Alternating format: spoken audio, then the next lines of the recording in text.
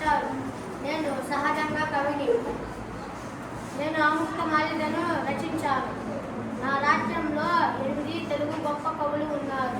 పద్యం: తెలుగు దేలయున్న దేశము తెలుగేను, తెలుగు వల్లకుంటే తెలుగకుండు, ఎల్లను పులవలు ఎనగవే భాషడి దేశ భాషలందు తెలుగు లెస్స. నా రాజ్యంలో మొదటి కవి. ప్రణామములు ప్రభు. నేను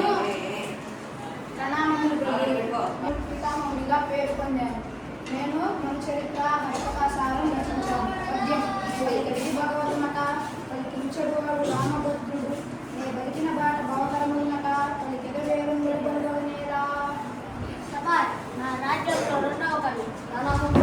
నేను నల్లతిమ్మన్న కవిని. రాయలవారి ఆస్థానంలో రెండవ వాడిని. నన్ను ముక్కు తిమ్మని కూడా అంటారు. నిర్బాధ్యత పాలన రచించాను. ఏడు రకుల సుమంబు ఈశ్వరి నాకు పూజ శిల్పితిను యోను పూర్వమందు కలది మేలు పునర్జన్మ కలుగుగాక. మొదటివే తెలుగు నా మాతృభాష. నా రాజ్యంలో మూడవ కవి. నేను మాది గారి మదన్న కవి. నేను రాయలవారి ఆస్థానంలో మూడవ వాడి. నేను రాయలవారి ఆస్థానంలో మూడవ వాడి. నేను రాజశేఖర్ చరిత్ర రచించాను.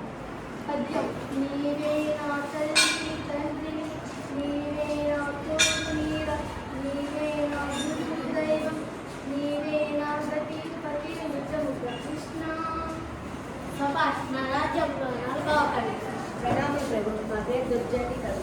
ఇది రాయలవారి ఆస్థానంలో 4వ కవి. పద్యం: నిన్ను సేవింపగా నా కన్యలు పడమని, స్వచ్ఛావంతమని, జనమాతృనని, మహాత్ముడని, సంసారమోసపై కరణి జ్ఞానము గర్గని, గ్రహగతులు కుందింపని మేలు వచ్చిన నాకు భూషణములే శ్రీకాళహస్తిస్మర. నా రాజ్యంలో ఐదవ కవి. నేను రాయలవారి ఆస్థానంలో నేను కడప జిల్లాకు చెందినవాడు. నేను సకల నీతి సక్రమం రచించాను.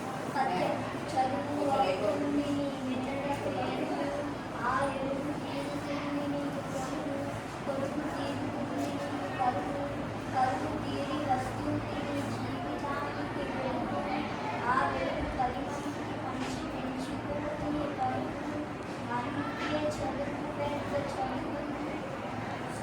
నా రాజ్యంలో ఆరవ కవి.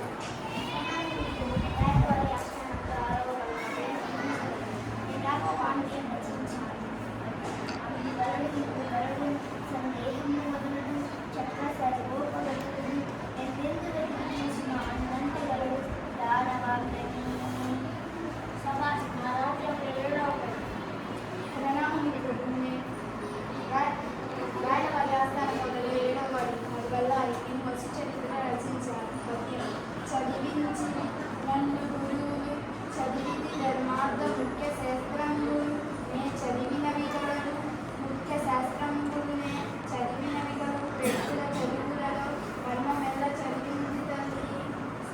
నా రాజ్యంలో 8వ కవి.